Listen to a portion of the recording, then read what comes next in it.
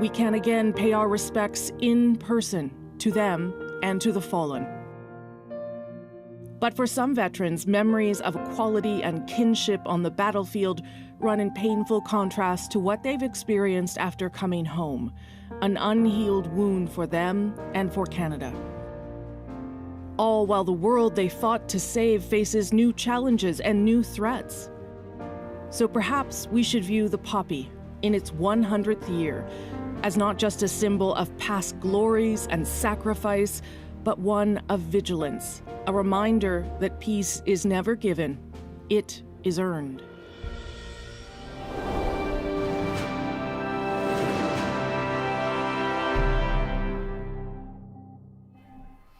You are looking there at the National War Memorial in downtown Ottawa, where this year, again, crowds, Canadians, and veterans are welcome back to commemorate this Remembrance Day on this November 11th. We will see whether the crowds do in fact turn out today. Not all veterans, of course, will be down here, some due to age, some due, again, to pandemic restrictions. But crowds are starting to turn up, lining the streets around the National War Memorial on this Remembrance Day. Good morning to you. I'm Rosemary Barton, a privilege to be with you for this day, as always, as we take some time to remember those serving this country and those who served and made the ultimate sacrifice. We want to also acknowledge the team behind that beautiful video you saw at the beginning there of John McCrae's famous poem, In Flanders Fields. It was produced for the Armistice 100 online exhibit by the Edmonton City as Museum Project. And as you saw, it used colorized archival images of the First World War from the Vimy Foundation. And we will be talking a lot about John McCrae's poem and the poppy this year, as it is the 100th anniversary of this country adopting the poppy. And we will talk about why we did that and what we should remember as we are all wearing it. We'll also talk, of course, about Afghanistan, a battle, the most recent battle that Canadians remember, and the fact that all allies have now withdrawn from that country and the Taliban has taken over. A difficult moment for some who served in that country as they watch what unfolds there. We'll, of course, we'll see the Prime Minister, the new Governor General, the new Minister of National Defence, all coming up over the next couple of hours. And to help us with our coverage and to talk to others that gather here today, Travis Danraj. He is also here, and he's down at the National War Memorial just behind me. Travis, good morning to you. Good morning to you, Rosemary. We are here at the base of the cenotaph on what is a beautiful day here in Ottawa, and this is where we'll be talking to some of the dignitaries arriving, including the Chief of the National Defence Staff, who is here already, and also the Deputy Chaplain General of the Canadian Armed Forces. You know, I was looking at the memorial here and talking to some folks over the past couple of hours that we've been here, and I was talking to Corporal Jennifer Bailey, who was with the Canadian Air Force. She told me that she is here on special assignment. She's actually standing in front of the War Memorial. And when I asked her what she will be thinking about today, she said Corporal Nathan Cirillo, that his memory and his legacy stays in her mind. And also those that we have lost due to COVID-19. There are symbols of the pandemic everywhere around us. The crowds are a little bit thinner this year. But she said that those are two things that will be on her mind. It's going to be an honor to be with you, Rosemary, and to be bringing this coverage to Canadians right across the country. Thank you, Travis. Appreciate that. Nathan Cirillo, of course, the Canadian soldier who was shot in the Parliament Hill shooting before the person went up to Parliament Hill. That was 7 years ago this past October. Joining us today, as he does for every Remembrance Day now for a whole lot of them, Tim Cook. He's author of a dozen books on the Canadian military and its history, and curator of the Canadian War Museum's current exhibition, Forever Change: Stories from the Second World War. Tim, nice to see you as always. Thanks, Rosie. Appreciate you being here. There are more people there, certainly, than we saw last year, where people were actually told to stay home for the first time ever. We'll see whether we get up to sort of the numbers that we saw before, but we certainly don't have the vets sitting in chairs and waiting for their moment as well. I wonder what you're thinking about on this Remembrance Day so far. Well, for me, it's a day of history. It's a day grounded in our history. I think of the first Armistice Day in 1919. I think more than 100 years ago, those Canadians were dealing with that killer pandemic that ultimately killed 55,000 Canadians. It's a day that evolves and changes with Canadians. You'll remember that saying in the 1920s, lest we forget, and the war to end all wars. Those Canadians hoped there would never be another war. And of course, we are a country that has been shaped by war. And I think it all comes together on this day with Canadians gathering together, reflecting, I think, on their own personal histories, their own families, their parents, their grandparents, but also their own communities. And I think it's a very powerful day, a day perhaps where we can bear witness to that service and sacrifice. Okay, and we'll talk more about that. We'll talk more about the poppy, and we'll talk also about Afghanistan, which is sort of the I know top of mind for a lot of vets of Afghanistan, whether their service was in vain or whether they feel they made a difference even in spite of where things are today. Thank you, Tim. Appreciate that. We are, as I said, in downtown Ottawa, just steps away from Parliament Hill, which is just sort of behind the National War Memorial, if you will, as Canada gets ready to honor all who have served. This is the National War Memorial, originally built to mark Canada's sacrifice in the First World War. The two bronze figures sitting atop the granite arch, peace and freedom. Marching through the archway, 22 sculptures representing the Canadians who have answered the call to serve. And directly in front lies the tomb of the unknown soldier, a poignant reminder of 116,000 men and women who fought and died for their country. Over the years, the memorial has been rededicated to honor all Canadians who have served in times of war. The Boer War, the Second World War, the Korean War of the 1950s, and the mission in Afghanistan. And while the public was told last year to stay away, today they are welcome back in person to thank and honor all those who have served. And that is, I believe that's Elgin Street we're looking at there, just alongside the National War Memorial, where people are beginning to gather, including Canadians who on this day and in this place usually come out in strong numbers to pay their respects to veterans and to think about those who have made the ultimate sacrifice or continue to serve this country. David Thurton is down there on Elgin Street behind me, talking to some people, or trying to talk to some people who have shown up today, David. Yeah, you bet. You know what? There was a big question about whether or not people would show up, because last year, of course, as we've been saying, the crowds were told to stay away. We know the Legion was particularly worried that people, might not show up, but we're in the crowds. Look at them here. You can see that they have showed up. Yeah, you can give Canadians a wave, guys. Yeah, you can see here they're a quiet bunch. Lots of them are wearing their masks, putting on their layers of protection because, it still is a pandemic. We can gather, but we're going to do it safely. So yeah, they've gathered here. They're coming from all sorts of places. I have two guests that I just want to introduce to you. Rosemary, we have Wingo and Sam here. Hello. And you got up at 4 a.m. and drove from where? From Toronto. And from Toronto? Yes. At 4 a.m.? Yes. So what brings you here? This is your first time at the National Memorial. That's right. We came here to pay our respect to the fallen soldiers who fought for our freedom. And you're also here to tell a story. You're YouTubers, if I'm not mistaken. Yeah. We're here to tell a story. We're going to do a YouTube Live later. And, tell us about your channel. Yes. Yeah. Well, our channel is about Hong Kong Canadian. We are immigrant from Hong Kong, and we live in Vancouver. And then we just went to shoot in Toronto, and we thought we should come here and pay our respect. Yeah. Yeah, and this is something I didn't know about, but Hong Kong and Canadian soldiers, there's a very close tie there. Can you just quickly tell us about that? Yeah, during World War II, there was a battle called the Battle of Hong Kong. Canada sent 2,000 soldiers to Hong Kong and defend Hong Kong from the Japanese. Wow. Yeah. Yes. That is an amazing story, something that I didn't know, Rosemary, and probably yourself as well. Thank you, David. It's always remarkable to see people actually come all that way to this place for this ceremony. I have to say, having celebrated in other parts of the country, it is particularly special here in the nation's capital, and that's why people make that drive. Travis Danraj is down now, back at the memorial, this time with the acting chief of the Defense Staff, General Wayne Eyre. Travis. That is correct. I have him with me. And General, let me just ask you what it is like to see people here once again. Certainly very different scene than last year.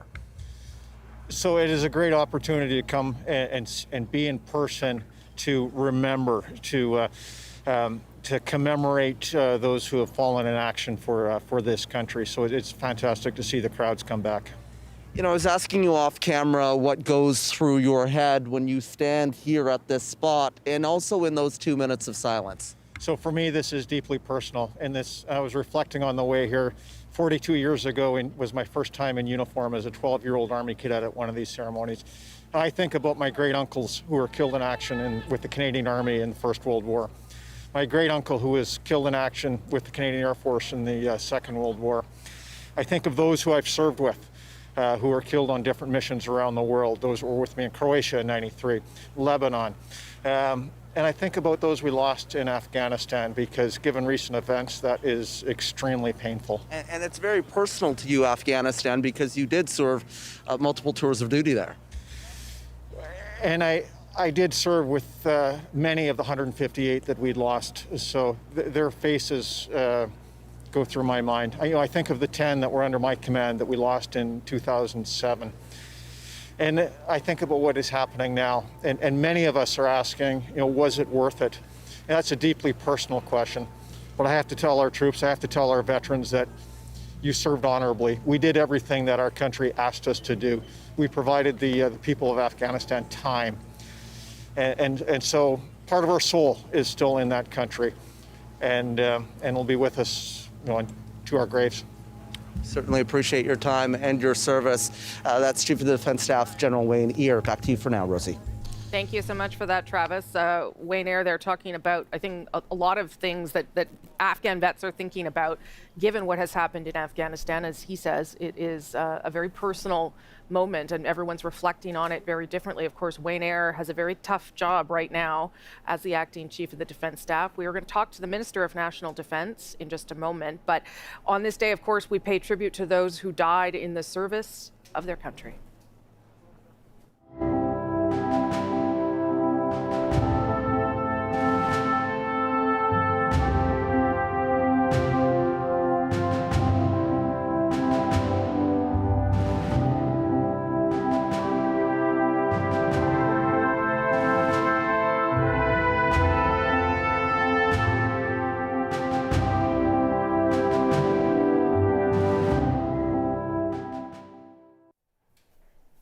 Anita Anand is the Minister of National Defense, has been now for probably about a month. Minister, nice to see you here. Appreciate you coming down. It's your first Remembrance Day in this role, and I wonder how that changes things for you in terms of how you are living it and experiencing it. 2 weeks and 3 days. Oh, not even a month. My apologies. Yeah. And I will say that every single day I think about the sacrifices of the Canadian Armed Forces and our veterans who paid the ultimate sacrifice for our country, for peace, for democracy, for stability, as well as those who currently serve. Yeah. And the work that they do every single day to keep our country safe. COVID-19, they were in long-term care homes. They have been and continue to deliver vaccines. They fought forest fires and evacuated people from floods as well, and assisted with Afghanistan. So this is a very important day for us all. Yeah, and you are now in a space where you're actually meeting with some of the veterans certainly, but also those serving currently. And as you and I have talked about previously, the Canadian Armed Forces is going through a moment here. It's a bit of a crisis, I think, of confidence, certainly. There are questions of morale inside. So what would be your message to those serving today as they think about the future of the Canadian Armed Forces and their place in it? Well, Rosie, it's a twofold message, really. The first and most important point on Remembrance Day, of course, is that we do remember the service and the sacrifice. The second is to address the crisis in culture in the Canadian Armed Forces head on, so that those members who are serving and who wish to serve will know that they are serving in an institution that allows for their safety and their protection and the respect of everyone in the institution.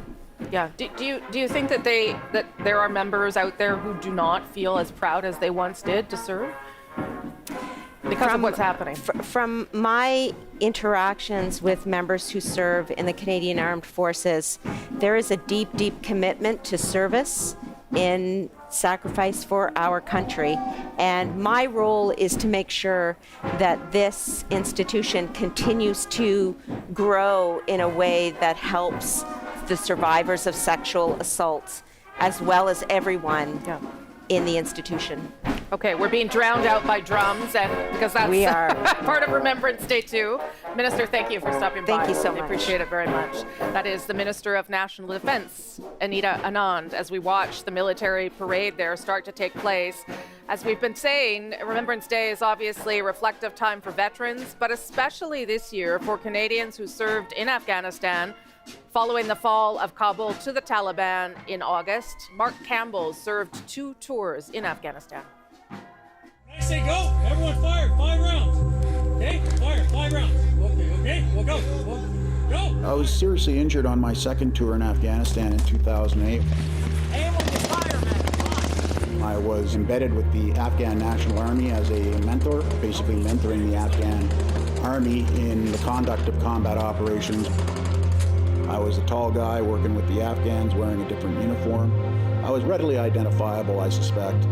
They waited for a bunch of other people, walked over that same bomb, no problem. When it came my turn to stand on that piece of ground, and they blew me up and initiated a complex 3-way ambush. Let's go! It took my legs off above the knees, so I'm now confined to a wheelchair for the rest of my life.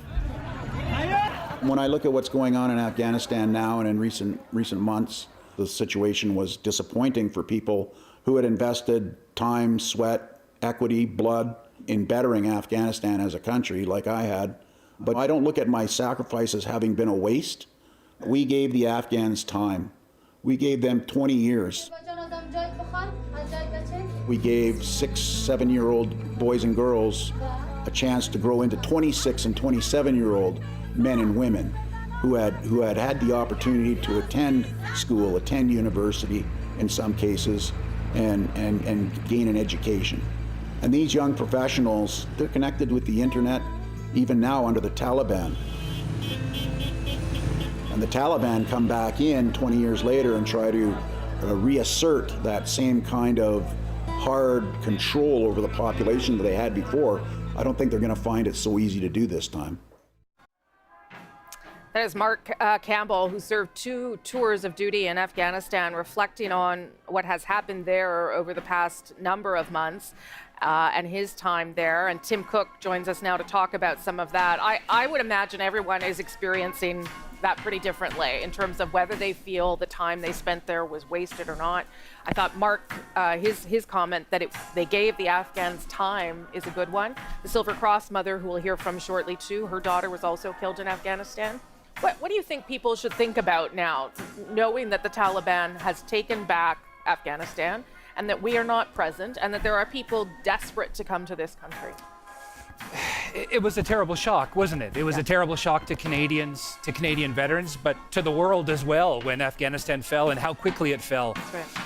And I have spoken to veterans, I have spoken to members of the Canadian Forces, and I have heard that sentiment, that the sacrifice was not in vain, that much good was done. And yet I've also heard grave disappointment, a sense of unfinished sacrifice. Sure. And I think we'll have to weigh that. And as a historian, normally, Rosemary, I'm talking about things 5, 10, 20, 30, 40 years ago, but maybe we should remember, I've met Afghanistan veterans who were in theater there in 2002. They're 50 years old now. So it is becoming a part of our history.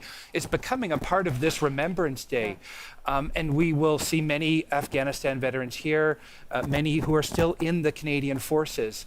And I think we as Canadians will struggle with this. There isn't one answer. I think we need to consider multiple perspectives. And also, I think if there's one last thing I have heard over and over again, is to make sure that we take care of those Afghan people who put their lives on the line to help Canadian soldiers. And we've seen that, veterans coming together. I was just going to say, it's a lot of that is being done by veterans. When the government is not doing enough, or when other Canadians are stepping in, veterans are stepping in to save the people that were supporting them. That's it. And we haven't really seen that in our military history. That isn't something we saw in the First World War.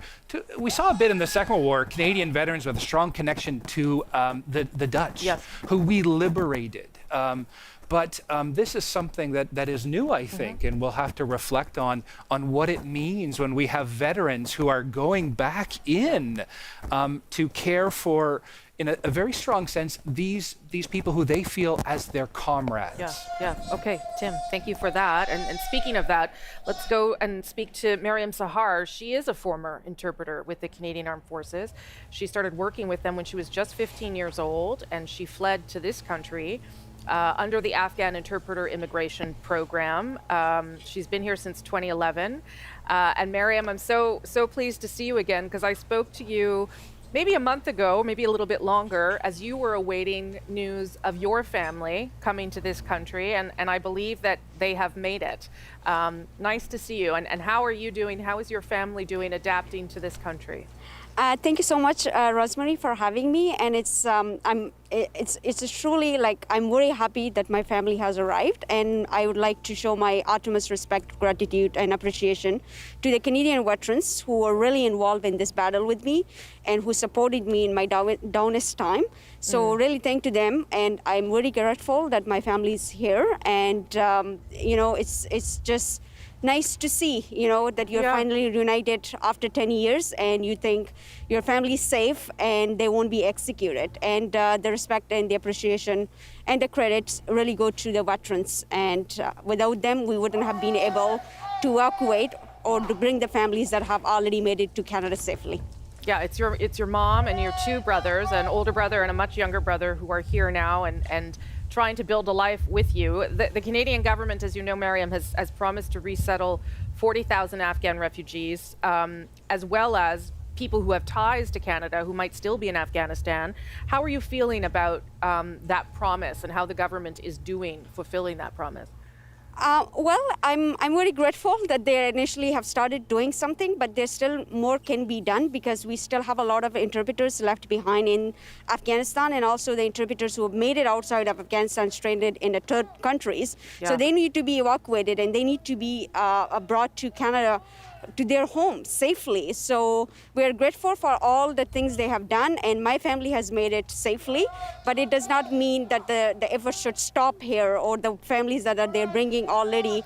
More needs to be done, and more can be done on this issue, and we would be grateful, if the response and get accelerated and the efforts get accelerated to bring these people to safety.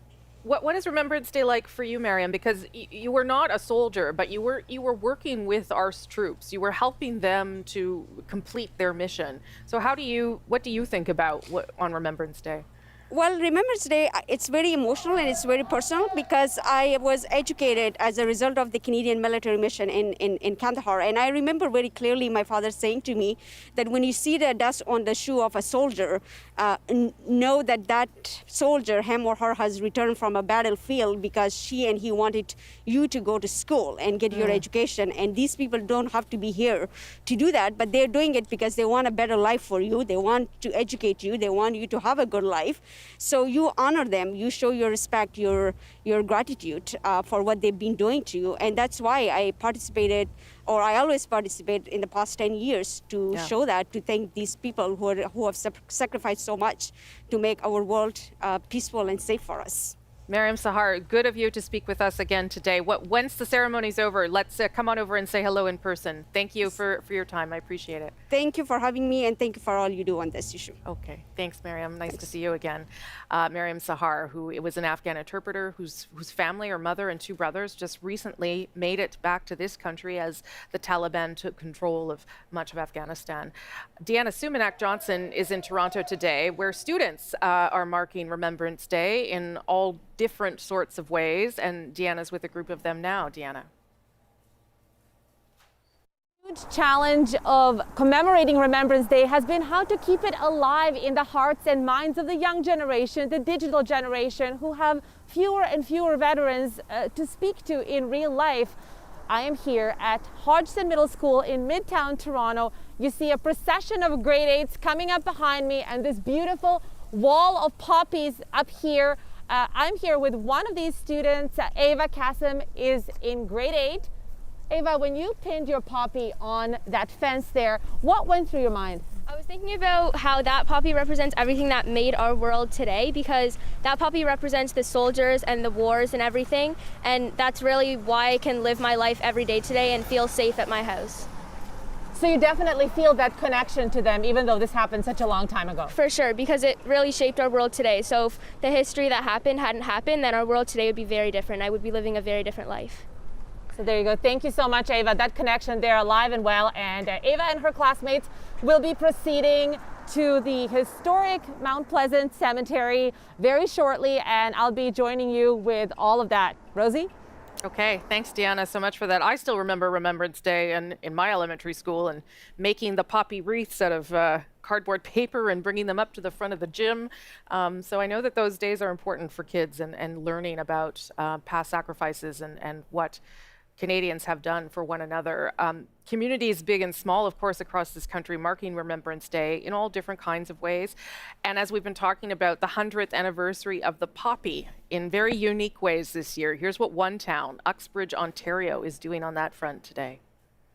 Tie in one just before the fence post and then one on the other side of the fence post. I'm Laura Taylor Shields from Uxbridge, Ontario, and I created the Uxbridge Poppy Project. Started to get the word out there that I need help making lots of poppies, that my goal was 3,000 poppies, and I quickly achieved that. Just help push them back into the fence. The residents of Uxbridge were very willing and coming for making poppies, and it gave them something to do during the pandemic. 5,200 poppies. It's just amazing. Fighting the vines. Okay. My name is Gloria, and I am the Poppy Chair for the Uxbridge Legion. People who have donated all these poppies, oh my goodness. The veterans are so revered in this town. It's phenomenal. Oh, that looks awesome. Oh, that's gorgeous. That is gorgeous. As we've been saying, 100 years since this country adopted the poppy, but they actually date back much longer than that. And I want to show people one of the things that the Legion did to mark this 100th anniversary is create these sort of replicas of the original poppy from 1921, right? Is that, yeah, 1921. So this is what they originally looked like when we decided to adopt them. It was an idea from a French woman who came over, inspired by the McCrae poem. It was, and it feels like the poppy's always been with us, doesn't it? For sure. We're not 100 years old, but there is a history to it, and this is an important thing to mark. And it is an iconic symbol for Canadians, for many in the British Commonwealth, but it's deeply grounded in John McCrae's poem, In Flanders Fields. And you were talking about making poppies. Well, I think most kids are still memorizing In Flanders Fields.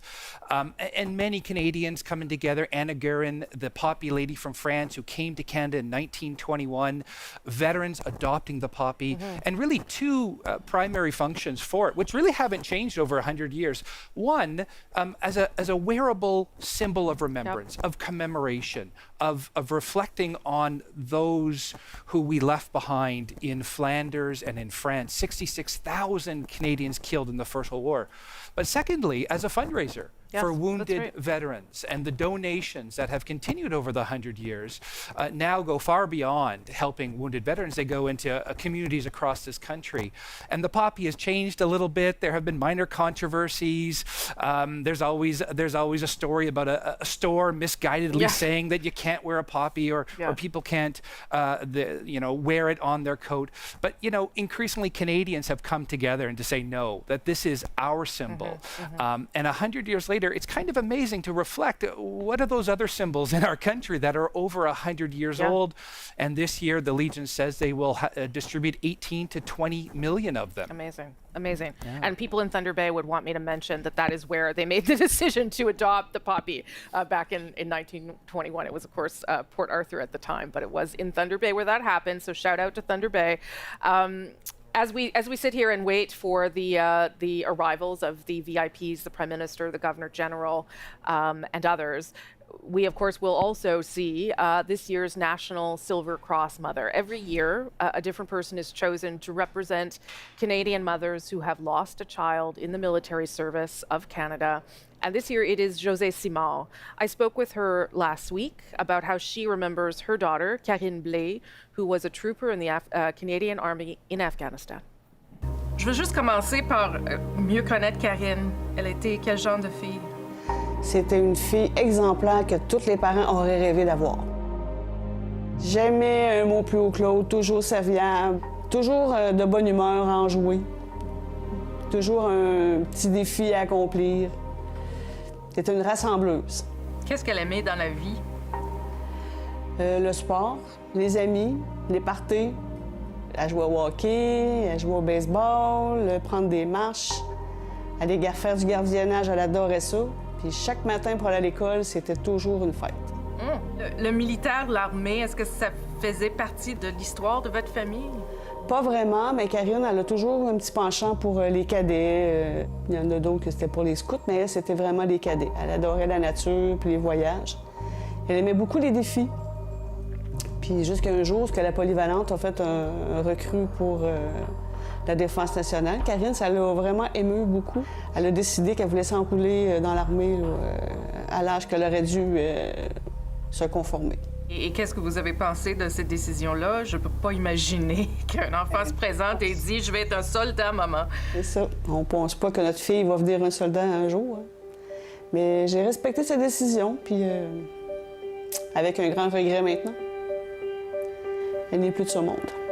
Well, in Afghanistan, just 2 weeks, not long enough even to see her battle group take over command of Kandahar, Trooper Karine Blais became the 117th Canadian soldier killed in the Afghan mission. Blais was serving with the Royal 22nd, the Vandoos. She died yesterday when her vehicle hit a roadside bomb. Vous êtes allé en Afghanistan un couple d'années après la mort de Karine. Pourquoi vous êtes allé? Je voulais respirer la même air qu'elle avait respiré. Comme j'ai pas vu Karine au retour, je pouvais pas m'empêcher de penser pourquoi elle voulait aller dans un pays aussi défavorisé.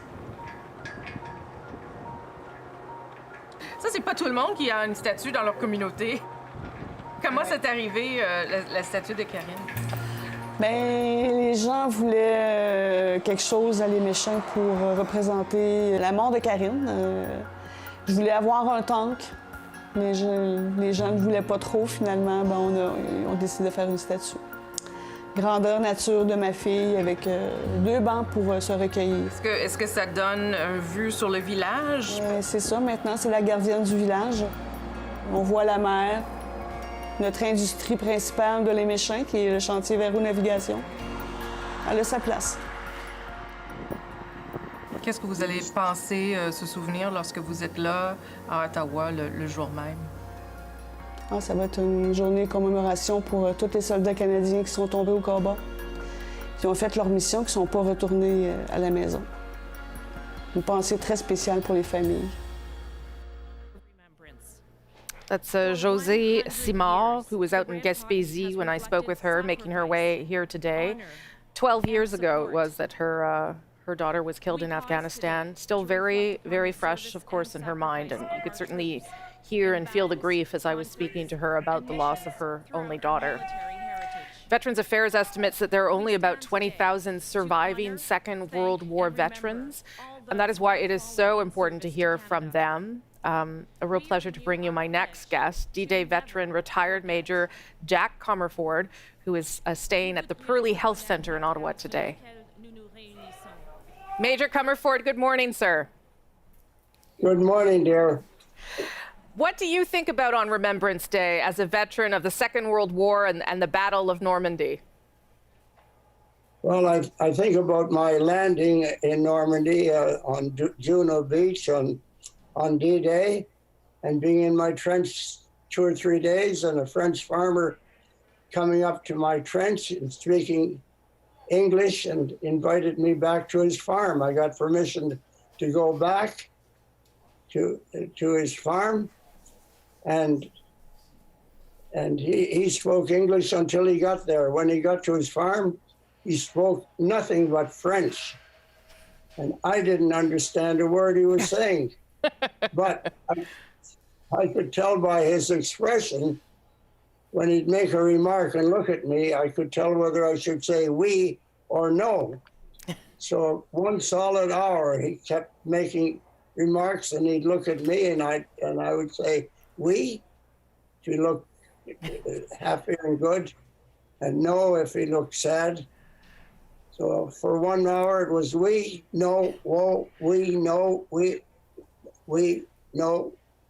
You know what he said after an hour? What? He said, "Vous parlez bien le français."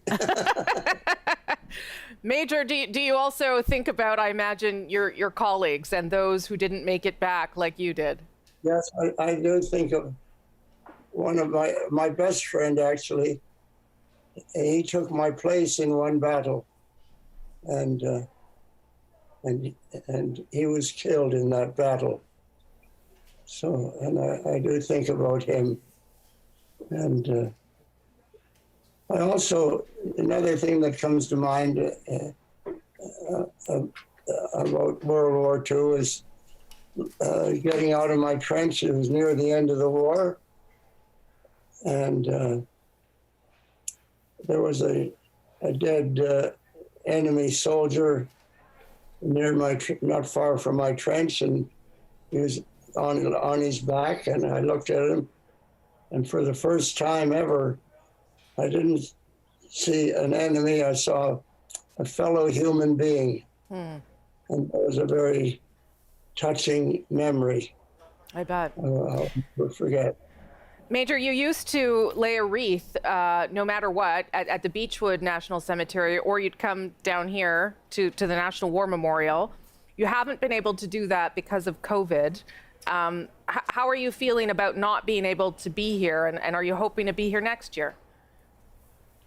Well, I feel badly, excuse me, about not being able to be there because of COVID-19. And I do hope that next year these restrictions will be lifted. Yes.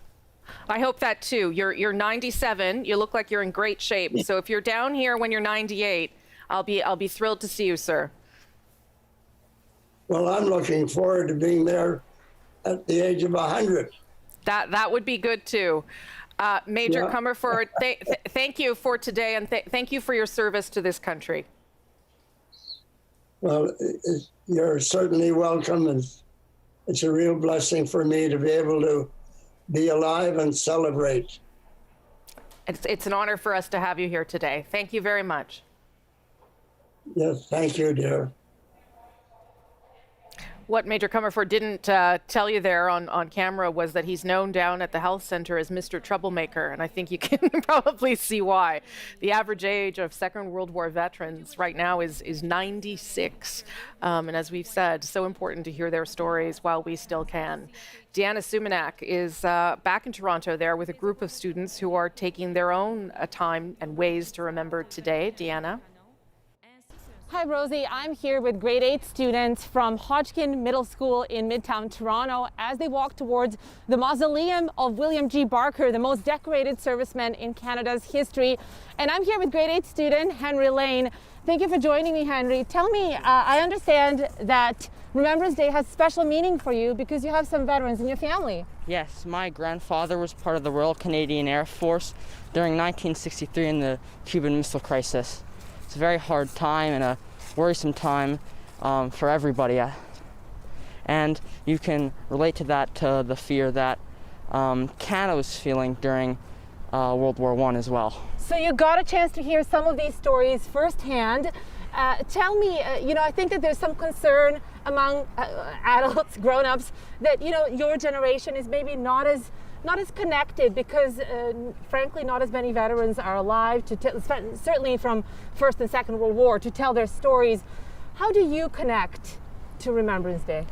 Well, I connect by talking to my grandfather and coming to cemeteries like this to see the graves of the soldiers who sacrificed their lives for Canada. And Hodgkin's very lucky that we're able to go to a cemetery like this and see where these soldiers lie. By the way, Rosie, that's a little bit of a tradition in this middle school, Hodgkin Middle School.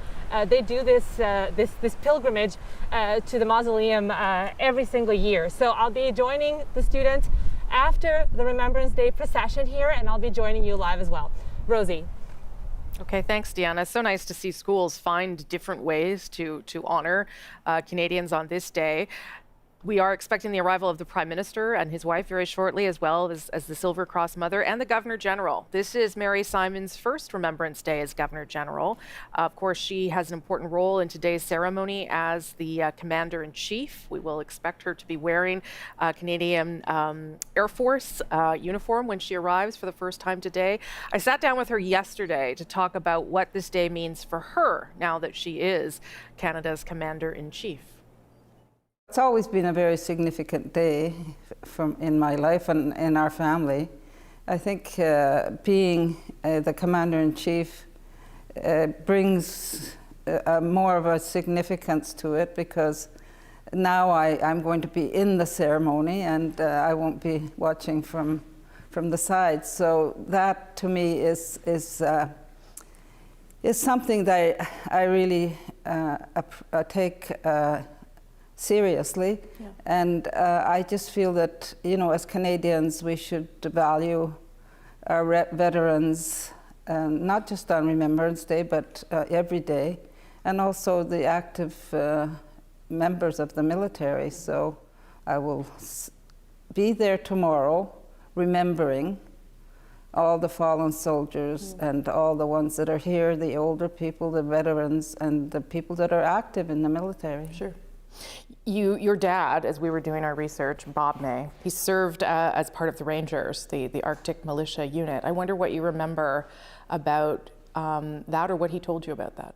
It was in around 1945 that he started doing that.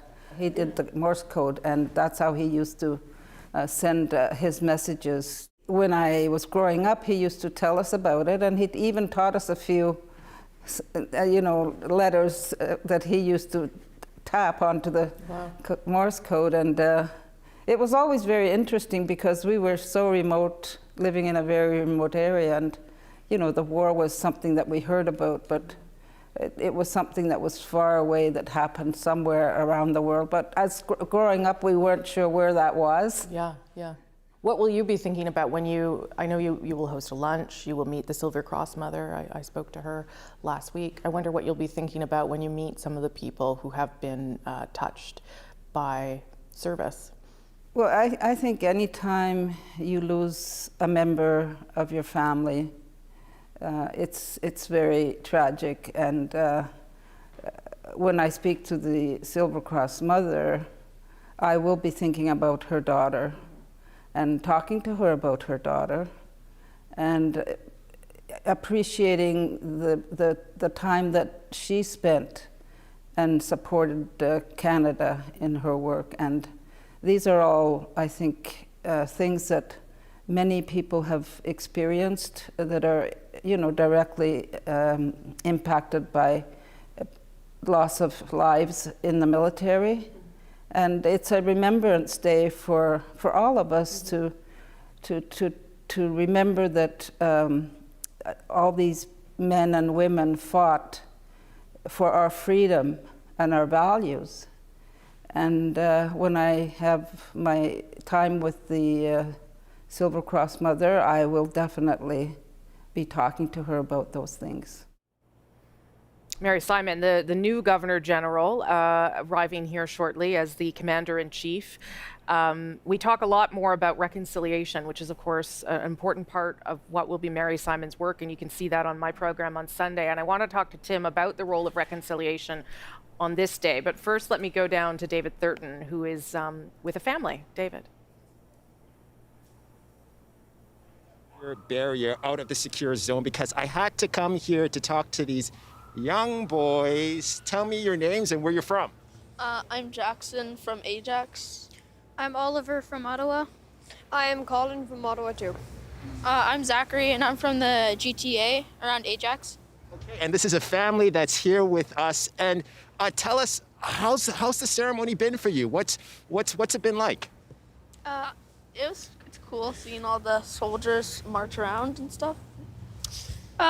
It's been interesting with all the like the drums playing and stuff. It's been quite cool. And But be honest, it's cold. it is cold as well. Shivering. It's cold. So, I mean, Rosie, hopefully this gives you a sense of the crowds that are here. We are just at the British High Commission. So many people here that they had to get up, on this ledge to, get a good view. Okay, David, thank you for that. It is nice to see that people are starting. If I turn around here, that's quite a good turnout, because I will say last year maybe 100 people, because Canadians and people in Ottawa were told to stay away as we await the arrivals of the VIPs. Let me bring back Tim Cook to talk a little bit more about reconciliation and remembrance. Tim, as you know, the Canadian flags went back up on Sunday night. They had been brought down after the discovery of unmarked graves at the former residential school at Tecumloops Teshwetmik in British Columbia. And I guess there was a decision and an agreement that this was the time for them to go back up and, of course, be brought down today. I wonder what you thought about that, because it is such a delicate matter, right? Trying to recognize the trauma of some and still obviously commemorate others. That's right, yeah. Well, I think some of the important voices in that discussion were Indigenous veterans. That's right. And they said that this is an important marking that we have done, but we need to raise those flags so that we can lower them again on this day, Remembrance Day. And it reminds me of just the thousands of Indigenous Canadians who have served in times of war, some 4,000 in the First World War, even more in the Second World War. We had the Governor General speak about her father serving in the Canadian Rangers, over 5,000 Canadian Rangers serving now in the Arctic or in Northern Canada, matters of security and sovereignty. And we know that these Canadians have served their country in times when they have often faced systemic racism. And speaking to veterans all of my adult life, talking to Indigenous veterans, they talked about how serving overseas in the Second World War and then coming back to a country where they were not treated as equals. And one of the fascinating things that we talk about at the Canadian War Museum, I've talked about in my books, these veterans who became powerful activists in their own communities because they had served the country. And, in the 1960s, there were almost all of one important group of Indigenous activists were veterans from the Second World War. And I think that's worth keeping in mind. And just as part of the broadening of our stories, and I think that's what we're trying to do here. We're trying to have more voices and more recognition. And I'm really pleased that we've been able to talk about this today, because I think it's part of the discussion, the conversation, which ultimately leads to reconciliation. Yeah, I mean, I think the veterans that I've spoken to, Indigenous veterans too, have talked about a sense of belonging with their comrades overseas when they were in missions, and then coming back to a country that was not treating them the same way, in some cases where they couldn't vote, and the difficulty of managing all of that. But to me, there does seem to be an interesting sort of intersection between remembrance and reconciliation, because reconciliation is dependent on us remembering what happened and coming to terms with that truth. It is, and I think deeply grounded together, and you know, we have seen that for many years at this ceremony together, you and I and others, Indigenous voices being a part of this, as it should be. And I think of Remembrance Day as we move forward into the 21st century, as we leave behind, as we've lost all of our First World War veterans, as we've talked about, down to 20,000 Second World War veterans. Will this day be diminished? Will it disappear? I don't think so. I think we will continue to find the stories to tell that are so important to our country, grounded in the past, so relevant in our present, and a way perhaps to move forward into the future. That there is Rebecca O'Toole, the wife of Aaron O'Toole, the leader of the official opposition, and her son just happens to be in the crowd, but there she is. I'm not sure if Aaron O'Toole is with her or if he's at another event today, but just one of the many people that turned up here in the nation's capital. Talk to me a little bit more about those Second World War vets who, as we heard from Major Comerford, who's just a delightful person, and a really, you know, has incredible stories, of course. And it does make you feel, well, for me, privileged to have the time to speak with him, but also worried that those stories are slipping away. I know that's very much the work that you've dedicated your whole life to, frankly. It is, and at the Canadian War Museum, we have an ongoing project to capture those voices, a significant oral history project, because we're down to 20,000, 96 years old, and the stories like that, when we lose these eyewitnesses to history, we will lose those stories unless we record them. And having studied history, having written about it for 25 years, it's not always easy. We live in the digital world. There's a lot happening, but we need to do the work. It's on us. It's on us to ensure that these memories survive, that the stories survive. And I think when we hear the Major talking about his experiences and the other million Canadians who served, and the hundreds of thousands who served in the Cold War, and the 40,000 in Afghanistan, and the many thousands who are still in the Canadian Forces, these are stories that we must continue to tell. These are stories that we must record for us and for future generations. Yeah, even at a time when a lot of the news, and we'll come back and talk about this perhaps, is about, you know, crisis of confidence and mistrust and allegations of misconduct in the military, there are still these important stories that also deserve time, especially on a day like today, of course. We are, of course, waiting for the arrival of the Prime Minister, the Silver Cross Mother, who you heard from earlier, and the first Inuk, the first Indigenous Governor General, and so first Indigenous Commander-in-Chief, who will also be here for her first Remembrance Day in attendance. It is, of course, the first Remembrance Day for the Minister of National Defense, Anita Anand, who's only the second woman to serve in that job.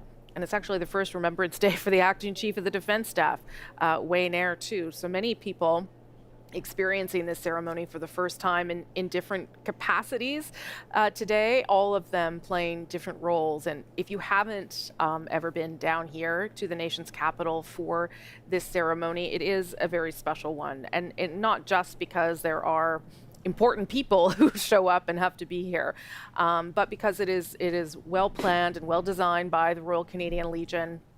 And a lot of people show up, and there is a real feeling of taking time to remember and to think about those you know, those you don't know, things you've learned in school.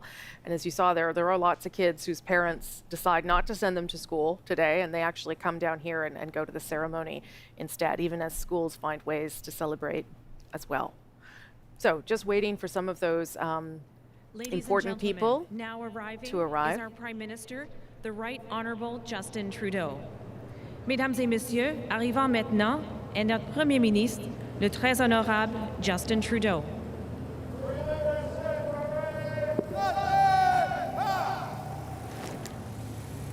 Should say it's a lovely day here for Remembrance Day in Ottawa. It's usually very damp and cold. That is not the case today. It's sunny and I wouldn't say warm, but no one's going to be freezing today. So it's a lovely day for this ceremony on this November 11th as the Prime Minister arrives, I believe, with his wife today.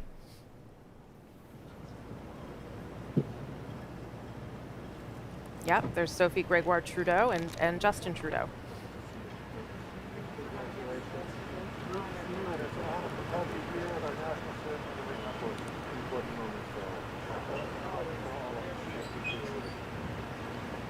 Prime Minister, of course, has been doing a number of international trips recently, both to COP26 in Scotland and to the G20. Next week, we learned he heads to Washington, D.C. for a summit of the Three Amigos, meeting with the American president and the Mexican president. That'll be next Thursday.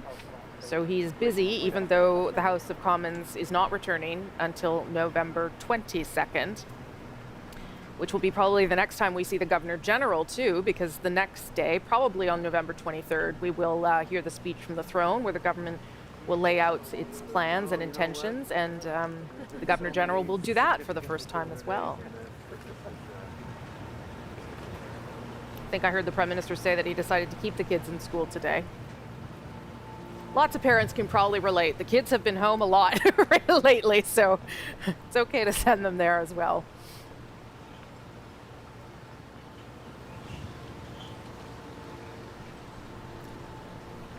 That is a conversation you and I have had many times, Tim. It's a federal statutory day, so some people have the day off, some people don't. Some kids go to school, some parents choose to bring them back. As I said, I remember distinctly learning everything I knew about Remembrance Day at school in the gymnasium, right? That's right, and I think it's so important. There are tens of thousands of schools across this country where there are Remembrance Day ceremonies happening right now. That's right. And I think it's such an important place for young people to learn their history and to understand the importance of this day. Yeah, and they are taught things, and they're certainly taught about the Governor General too, because she's a first in so many ways, and as an Inuk representing the Commander-in-Chief as well. That is also something to mark and to talk about on this day. I wonder, there is lots of talk right now too, Tim, about the morale inside the Canadian Armed Forces, given, as we've talked about, the other things in the news around allegations of misconduct, given that high-ranking members have had to be stepped aside or have been forced out.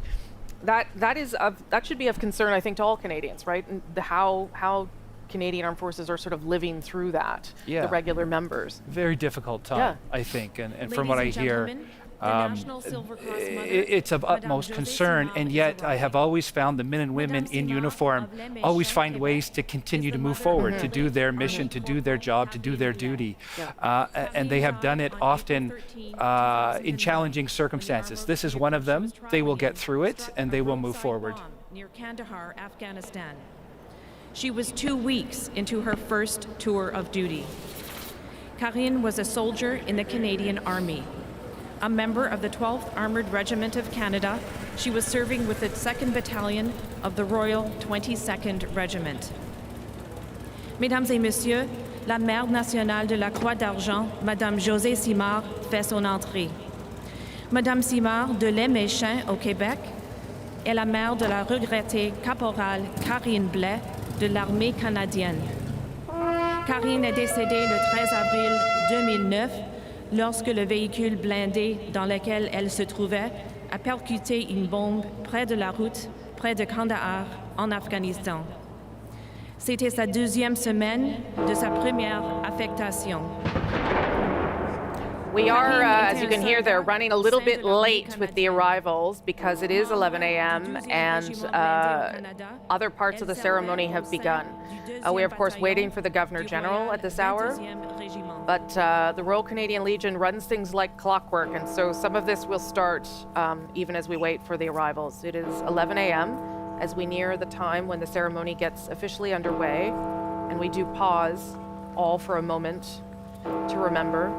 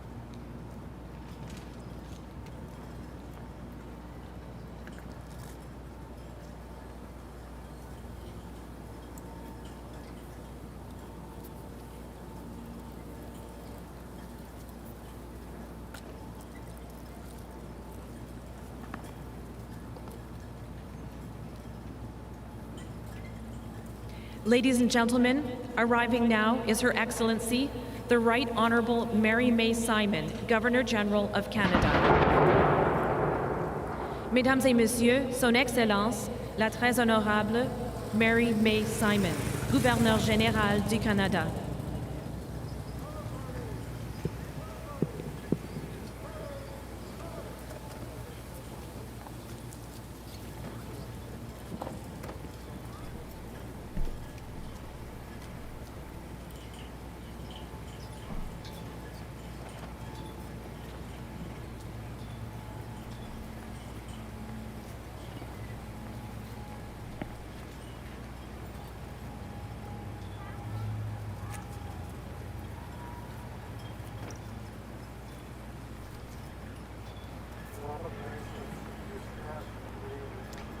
Right, and that is the Governor-General, Mary Simon, with her husband, Whit Fraser, arriving, as we said, in the Royal Canadian Air Force uniform today.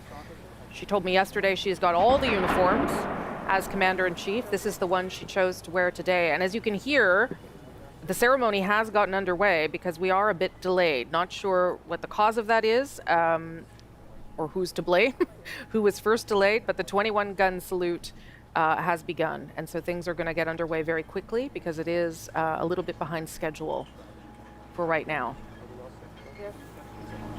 Hello, I'm fine.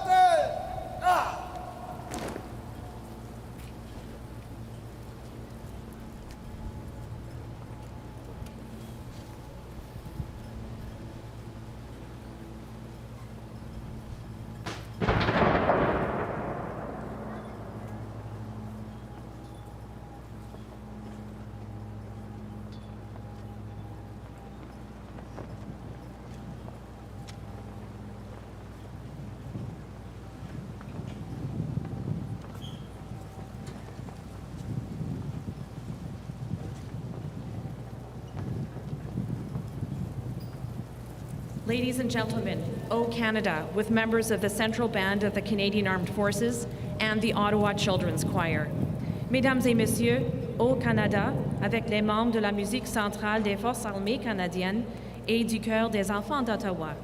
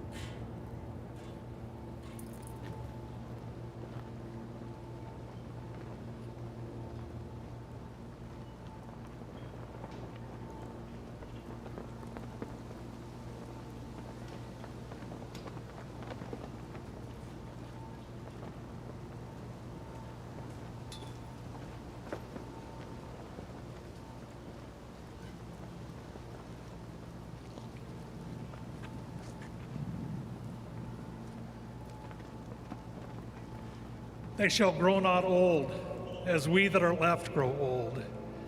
Age shall not weary them, nor the years condemn.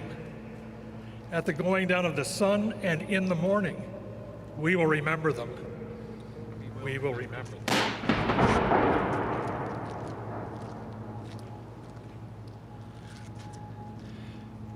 Ils ne vieilliront pas comme nous, qui They shall grow not old, as we that are left grow old.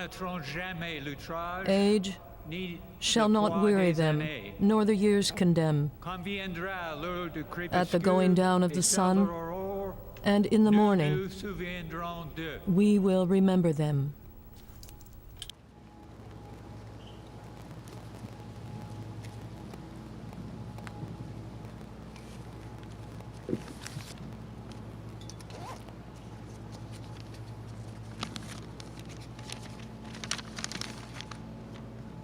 Je me rappelle, vivrons comme qu'on nous a, seront pas accaparés louches, quand nous allons sous chapitre, quand qui se lève, en noir strappé des os.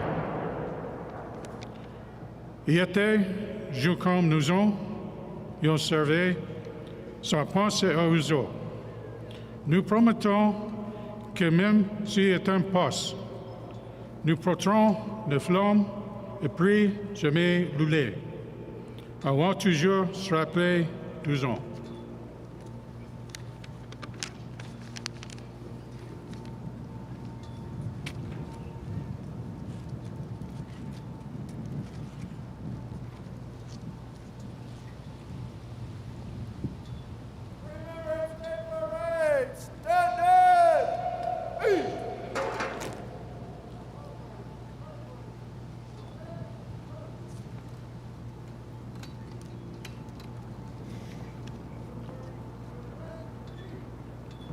Dans le respect des croyances et des consciences With deep individuelles, respect for individual beliefs and individual conscience, I invite you now to take a moment for personal reflection. Today, in the presence of our veterans, we remember those men and women who fought with honor and courage so that we can live today in a country where the values of freedom, pride, and courage resonate with power. Our story, as told by our national anthem, is of the true North strong and free. It evokes admiration and inspires us to surpass ourselves and to be better than we thought possible. We are gathered today, hearts filled with gratitude and pride for all those who have served Canada in every time and place, those who made the ultimate sacrifice, as well as those who still carry the wounds of service in their body and their soul. We will never, never shy away from the duty to remember, because this is the place from which we draw strength and resilience. We are proud, very proud, to be a part of that history and to have fought under the Canadian flag. We pray for leaders at every level, and in a particular way, for Her Majesty the Queen, the Governor General, the Prime Minister, the Minister of Defense, and the Acting Chief of Defense Staff. Prepare us to face anything that opposes inclusion or wholeness, whether in our own hearts or the actions of others, so that we might be strengthened in our shared values and service to Canada. War tears apart. It takes that which is whole and dismembers. To remember is to bring together again that which was once torn apart. It is our solemn duty to remember, as those who live as the beneficiaries of the peace brought through the service and sacrifice of our forebearers. It is in so doing that we honor their legacy and participate in their noble work. The global pandemic continues to challenge us. Each of us has gained a new appreciation for community, for those whom we hold dear, those whom we have not been able to see in person. Yet, we know there is still more to do. Each of us is called to look out for each other, to foster and encourage the common good that binds us together. May today's commemoration inspire us to work together for a better future. Amen.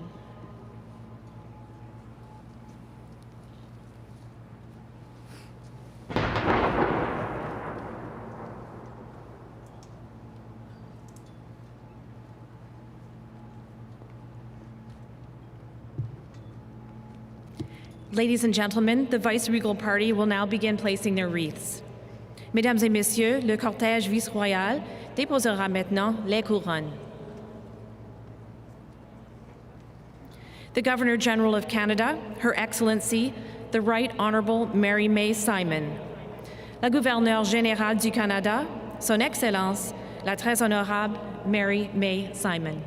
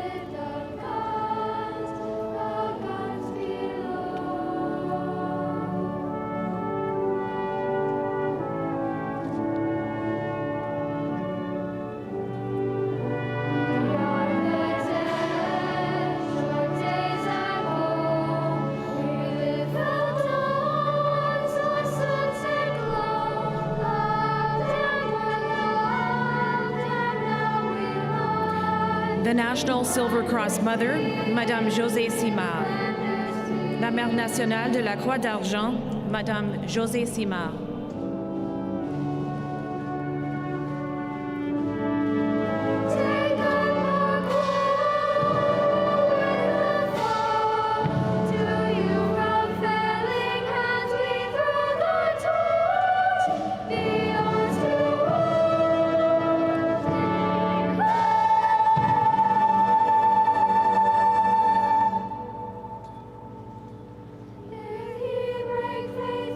Representing the Government of Canada, our Prime Minister, the Right Honourable Justin Trudeau. Représentant le gouvernement du Canada, notre Premier ministre, le Très Honorable Justin Trudeau.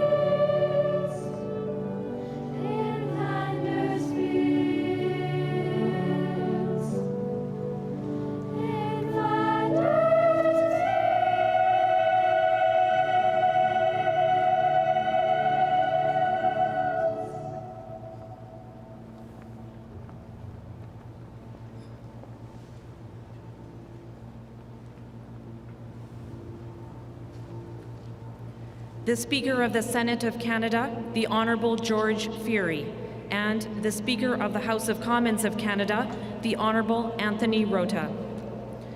Le Président du Sénat du Canada, l'Honorable George Fury, et le Président de la Chambre des communes du Canada, l'Honorable Anthony Rota.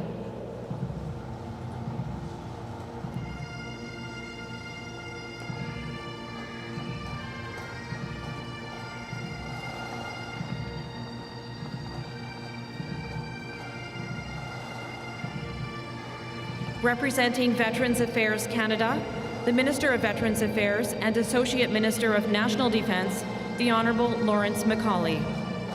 Représentant Anciens Combattants Canada, le ministre des Anciens Combattants et ministre associé de la Défense nationale, l'Honorable Lawrence Macaulay.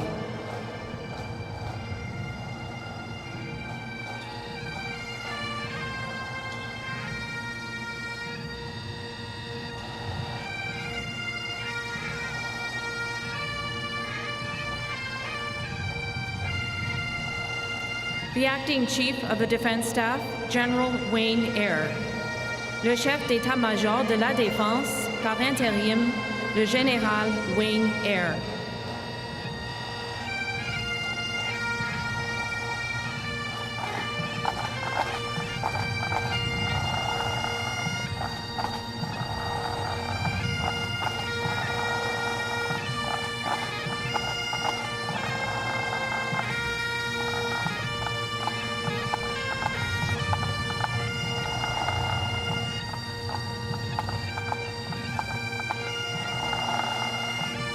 Representing the Youth of Canada, Ryan McCardle and Louise McCrow.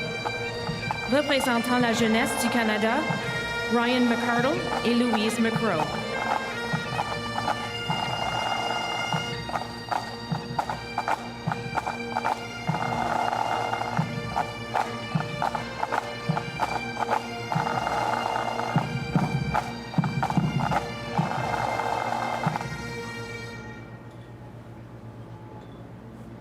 The Dominion President of the Royal Canadian Legion, Mr. Bruce Julian.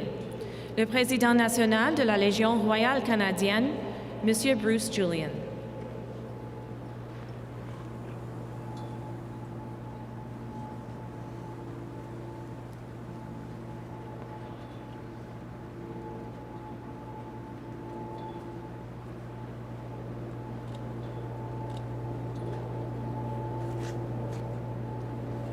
We now invite the placement of additional wreaths. Nous invitons maintenant le placement des couronnes supplémentaires.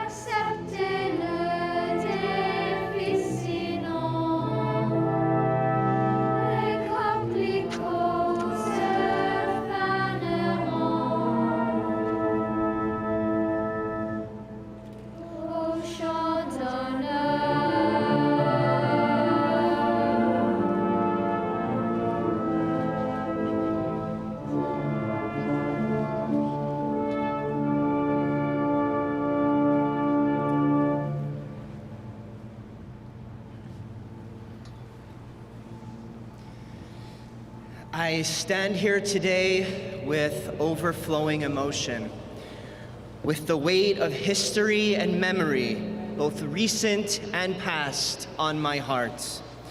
Je suis ici aujourd'hui, I am here today, sur moi, le poids de l'histoire, feeling the et weight le of cours history rempli de souvenirs, and Grayson et moi. recent I stand here today history and accompanied past by my history. grandfather, 95 years young, who proudly served our country in the Royal Canadian Navy during World War II. The younger brother and best friend of my late great-uncle, who also served in World War II and forever bore the scars of service, returning to Canada on Mother's Day, 1945, on a hospital ship, alive, but laden with the shrapnel that would painfully remain embedded in his body for the rest of his life. I stand here today reflecting on the Kandahar cenotaph at the Afghan Memorial Hall here in Ottawa, a memorial built by those who served in Afghanistan to honor the memory of those who perished there, military personnel and civilians alike. And I reflect on the image of young veterans paying their respect at the Kandahar cenotaph, honoring their fallen brothers and sisters who made the ultimate sacrifice for the sake of every single one of us across this great nation. I stand here today and reflect on these stories and the countless others they represent, symbols of our unwavering commitment to freedom and liberty in the face of tyranny. Nous sommes ensemble, unis par We une are immense together, reconnaissance united envers nos by anciens our combattants, gratitude towards our veterans, young and less young. We stand together today with profound gratitude for the supreme sacrifice the most courageous and selfless among us have made in the effort to defend those values of freedom and liberty wherever and whenever they have been threatened. We stand together today with overflowing hearts as we recognize that this sacred sacrifice extends beyond our cherished veterans to their families, to their loved ones, mothers and fathers, husbands, wives and life partners, children and siblings. We stand together today in humble recognition of the many who returned to Canada with body intact, but with deep, invisible wounds. We stand in tribute to our revered Canadian forces, both past and present, today and every day, for those who served in times of war and those who have stood on the front lines here at home, who have come to the aid of communities beset by crises and emergent needs, whether a pandemic, raging fires, or roiling floods. We stand here today knowing we enjoy the blessing of our true North, strong and free, in large part because of each and every one of you, our cherished Canadian Armed Forces. We stand together today to loudly declare, we stand with you. And as we stand together today, we reflect on the late, beloved Rabbi Bolka's last words of his last Remembrance Day benediction, November 11th, 2020. Let us continue to make Canada worthy of our veterans' ongoing dedication and sacrifice. A country defined by respect, harmony, inclusion, responsibility, and kindness to all. God bless our veterans.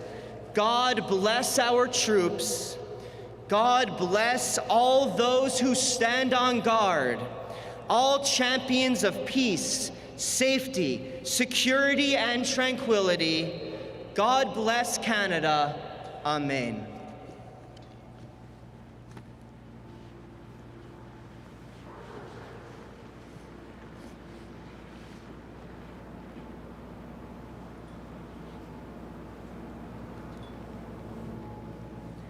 Ladies and gentlemen, God Save the Queen with the Ottawa Children's Choir. Mesdames et messieurs, que Dieu protège la reine avec le chœur des enfants d'Ottawa.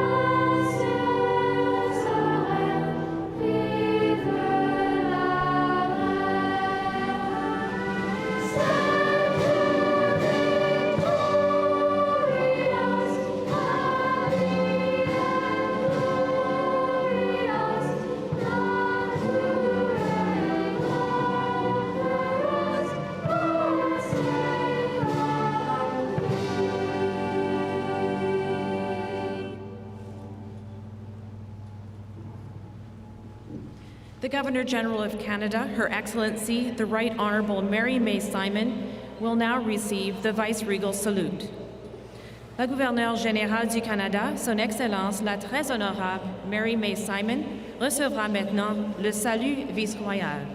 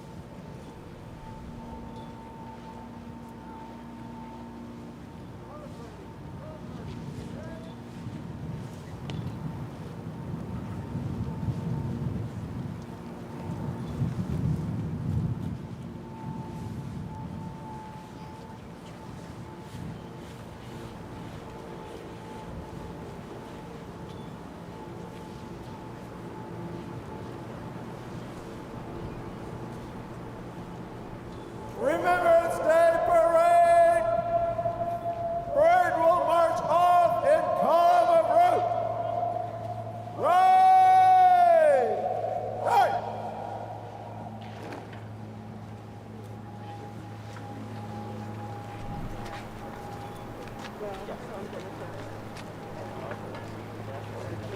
All right, and that is the Governor General now leaving the ceremony along with the other dignitaries in attendance, including, you'll see behind her there, her husband, Whit Fraser, who, as well as being a longtime broadcaster, was also in the Canadian Armed Forces briefly. So that may be why she's chosen to wear that particular uniform today. Hello. How are you?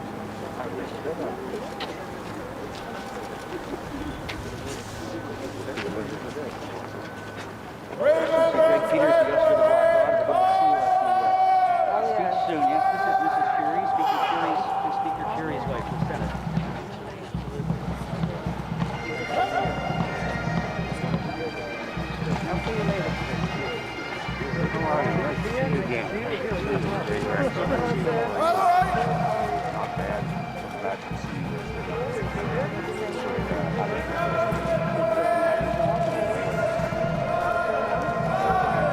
Sometimes you can hear little snippets of the conversation here, but with everyone masked up, it's awfully hard to make out anything. But this is the Governor General's first Remembrance Day as Governor General, as Commander-in-Chief, and you can see her doing the rounds and talking to people as she makes her way back to her car. The Prime Minister and his wife also there, as well as the Silver Cross Mother, who you heard from earlier in this program. Just make a special mention of Rabbi Reuven Bulka, who would usually give the benediction at the end. You heard the rabbi say that Rabbi Bulka was not there. He passed away in June from cancer. He was a well-loved part of this ceremony by so many people, and a well-loved person in the city of Ottawa too. And just this morning, the Minister of Veterans Affairs, Lawrence Macaulay, gave him a posthumous commendation, the first ever, to Rabbi Bulka for his support of soldiers of the Canadian Armed Forces and veterans, and his presence at these ceremonies. He was sorely missed. His words were always very poignant. And Tim Cook is still with me, of course, from the War Museum, and historian and author himself of so many different parts of Canada's contribution to various conflicts. There are a lot of people here, I have to say. It warms my heart to see people back in a lot of numbers, even if the veterans themselves aren't all here because of limited seating. It is nice to see that. In some ways, you know, even if you're worried, first of all, everyone's masked up. That's right. Even if they're standing close to each other, but it is nice to see so many people here this time. It really is. Yeah. And just like in the past, and it reminds me of this day, Remembrance Day, that evolves with us, that reflects our society, the challenges that we pass through. I was struck by the benediction, those powerful words, and I think of this day, it's a secular day, but it's also a very sacred day. It is, yep. Isn't it? For many Canadians who, it's grounded in their families, it's grounded in their loved ones, it's grounded in the community and country, and for others, a very spiritual day. And I think we see that here in the ceremony, the Governor General, the Silver Cross Mother,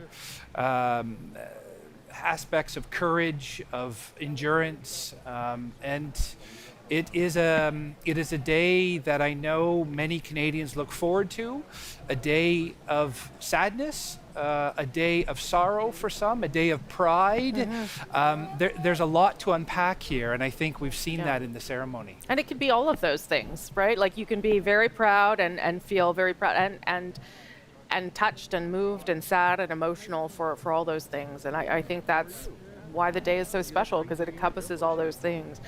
Off the top of the ceremony, you may have noticed there was a delay in the arrival of events, and there was a delay in the arrival of dignitaries. We've since got some information about that delay. My producer, Phil Ling, spoke to the RCMP National Division, who tells us that there was a suspicious package in the vicinity of the National War Memorial. They didn't want to take any chances, so they wanted to make sure that it was clear and safe, and it has been cleared and everything is okay, and that's why the ceremony was allowed to continue. But the Prime Minister was a little over 10 minutes delayed because of this event, which shows you just how seriously they do take these things. I should say all around the National War Memorial, streets are blocked off with large dump trucks and other huge vehicles because unfortunately this city has seen terror attacks or attempts in the past, and so they do take it very seriously when dignitaries and many, many Canadians are all sort of in the open air. So that is what happened. That is why the delay. Again, the National Division of the RCMP telling us this morning that there was a suspicious package which caused the delay. It was near the memorial, but it was cleared. And so the ceremony was allowed to go ahead, thankfully. But again, something that they obviously take there is a large security presence for these things anyway. And obviously, if they were in any way in doubt, they would want to make sure that things were secure for everyone to attend.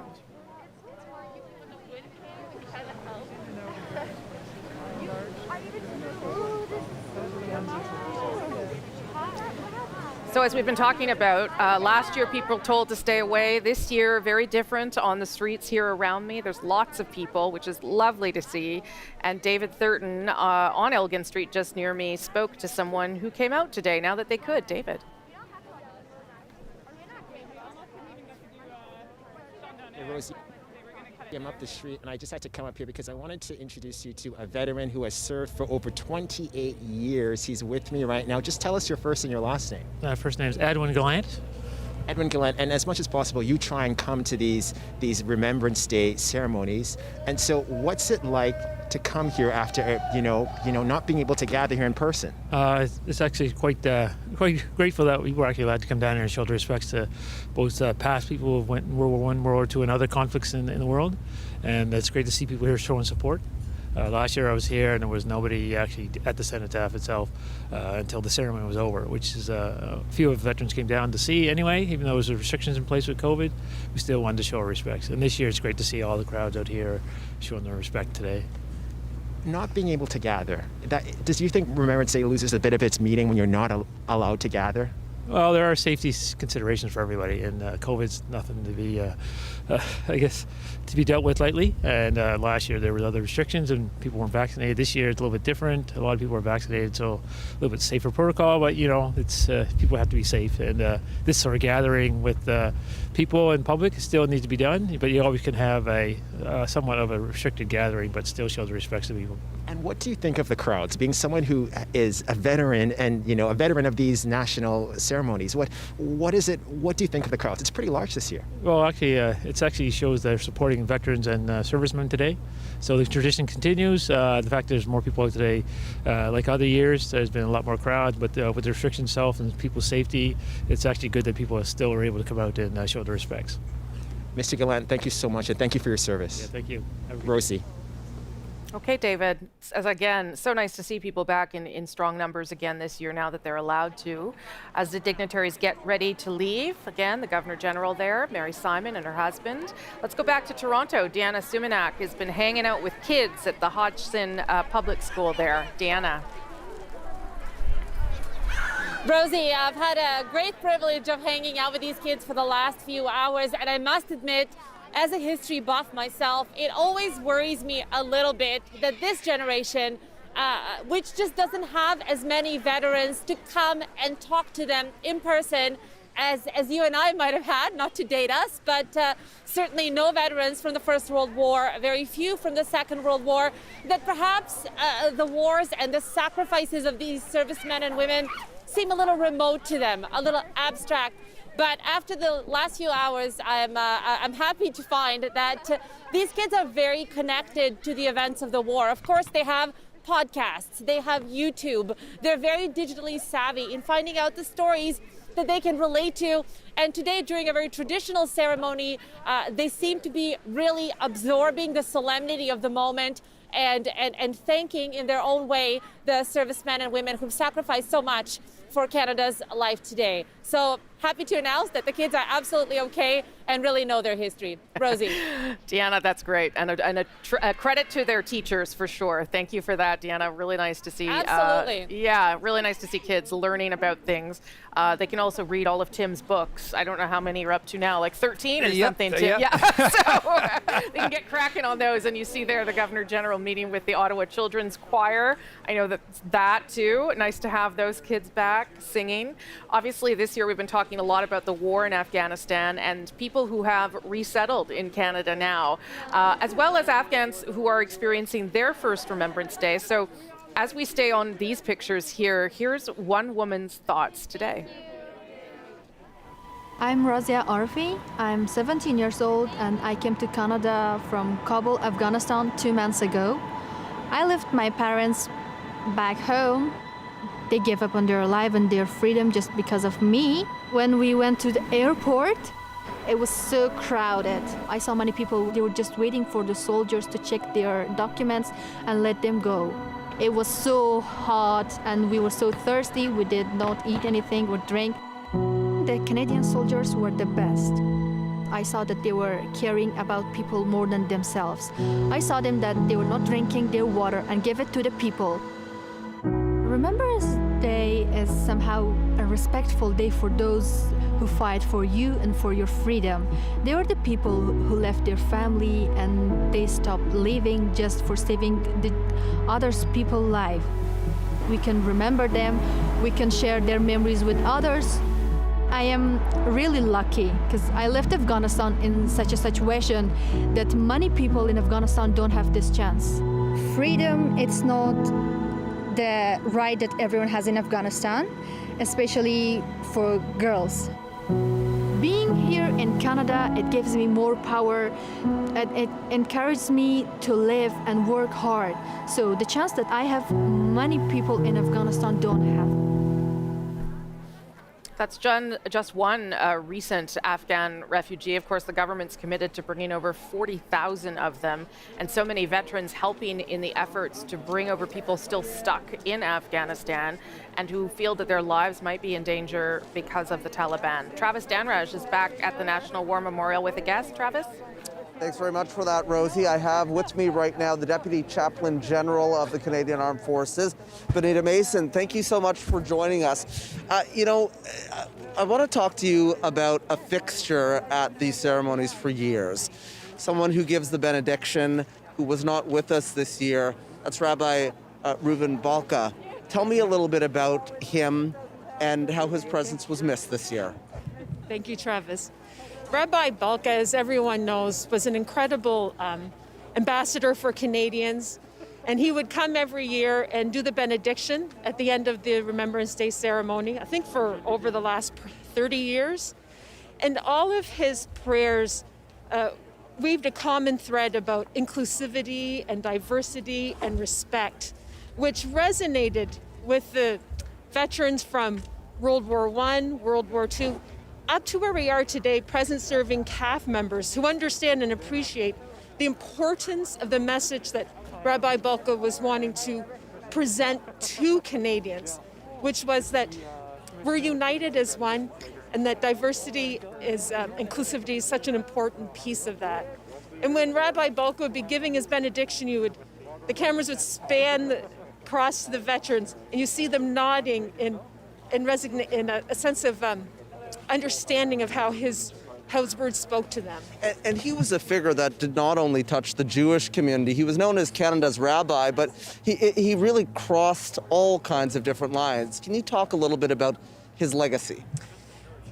Rabbi Balka, as most Canadians know, was all about kindness. So the third week in February is now Kindness Week in Canada. And his idea was it didn't matter your orientation, your ethnicity, your faith tradition. We are all united as one, and it spoke to the hearts of everyone, and people listened to him because it didn't matter what faith tradition you were. He cared for you, and he cared for all persons. I'm just seeing right now as well that he was awarded the first posthumous Minister of Veterans Affairs commendation to late Rabbi Reuven Balka. What do you think about that honor? I think it's wonderful. I think he'd be pleased and proud. I know that Canadians across the country will think it was well-deserved, and we'll celebrate this achievement, even in his absence. Thank you so much. That's you. Deputy Chaplain General for the Canadian Armed Forces, Benediction Mason. Back to you, Rosie. Thanks, Travis. That's Travis Danraj down at the National War Memorial, your first Remembrance Day here in the National Capital. So thank you for being with us, Travis. And David Thurton, too. Thank you for getting out there and talking to people. Part of the story of this Remembrance Day, of course, is that people are here and they are back paying their best wishes to people. Tim Cook, go to with you for a final thought. This is our annual date where we have, where you teach me a lot, but your final thought on this Remembrance Day. My final thought, a powerful day, a day for us to reflect, I think, on our shared history. And for me, it's the debt. What is that debt that we owe to veterans? And I think many of us feel those who come back wounded in body and mind and spirit, of course we need to care for them. But there's another debt, and it's the debt of remembrance. It's the debt of commemoration. And I think we see that today. We've talked about that. So many themes and ideas coming together, new things happening, new people here, old anniversaries. And, thank you for having me as part of the show. Thank you. Tim. I always appreciate you being here. So important to have a historian of your stature with me. And we are going to leave things here on this Remembrance Day. The Governor General and her husband still making the rounds, her first time being here. We want to thank you for joining us. This is a privilege for all of us to put together this program for you every year, and for us to all be able to pay tribute to the Canadian Armed Forces, for those who continue to serve, and those who have lost their lives. We thank you for spending some time with us this morning. I'm Rosemary Barton on behalf of myself and the whole team. Thank you. Have a good day. News continues now on CBC News Network, CBC Gem, and the CBC News app.